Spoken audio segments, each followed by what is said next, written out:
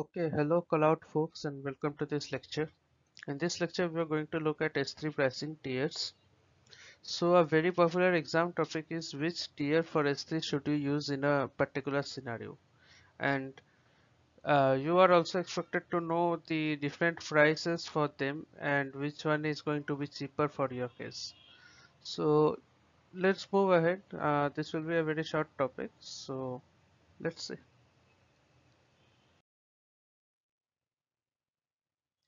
But before we go get onto that, let's just look at what makes up the cost of S3. So with S3, you pay by the gig for storage. You also pay for requests and data retrievals.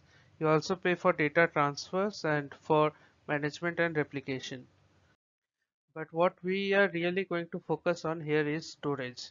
We are going to focus on the storage tiers. So what are the different tiers? We got S3 standard, we got S3 infrequent access, we got S3 one zone infrequent access, we got S3 intelligent tiers, we got S3 glaciers, and we got S3 glacier deep archives. So these are the main six different tiers. So now let's have a look at the different costs, and this is the cost estimation. It will change around the world, but it gives a good overall idea. So S3 standard, if you look here, out of the first 50 terabytes, you get zero. We are paying our storage price of 2.3 cents per gig. As we go over 50 terabyte. We are paying like 2.2 cents, then we are going to 2 cents over 500 terabytes. Now you will notice that S3 intelligent tiering is exactly the same price for those different ones. However, it gives you access to infrequently accessed tiers, and the infrequently accessed tier is 1.25 cents. So it doesn't make any sense instead of just using normal S3. If you do want to have the ability to save some money, you could use intelligent tiering, and then that way you have locked in these prices anyway. But if you are using, let's say, like if you do have objects that are being infrequently accessed, it is going to move it over to infrequently accessed all by itself, and that will drop your storage price roughly in half. However, you do have to remember, if you got lot of objects, you are going to incur monitoring and automation costs, storage costs, and that is 1000 objects per 1000 objects. We then have S3 infrequent access. Again, that's 1.25 cents per gig per month. Then we have one zone infrequent access that goes down to 1 cent per gig per month.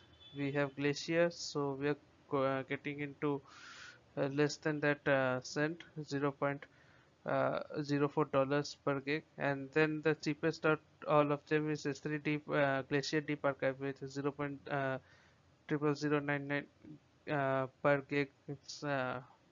So that is the cheapest. So now for the exam tips, you need to understand how to get the best value out of S3.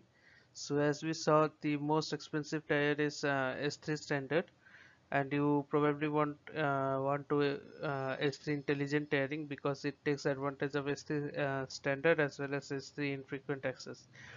Then if you want to save even more money, we go down to S3 one zone infrequently accessed. And if you want to go cheaper, then you go down to Glacier, then you go down to S3 Glacier Deep Archive. So in a way, it's pretty simple. You try to avoid S3 standard as much as possible. If you're going to use S3 standard, why not mainly use S3 standard intelligent tiering? Unless you've got thousands and millions of objects that drives the cost out. But with S3 intelligent tiering, it's going to move your object from standard to infrequent access based on whether or not those objects are being used. And then if you want to go cheaper than S3 intelligent tiering, you have got S3 one zone IA. If you then want to use archival services, we've got S3 glaciers and then S3 glacier deep archives. So you will get a whole bunch of different scenario questions, and it will say hey, what's the best value S3, that you're going to use for this scenario, and you will have to identify the best tier to go with. And I always try to go with intelligent tiering. If you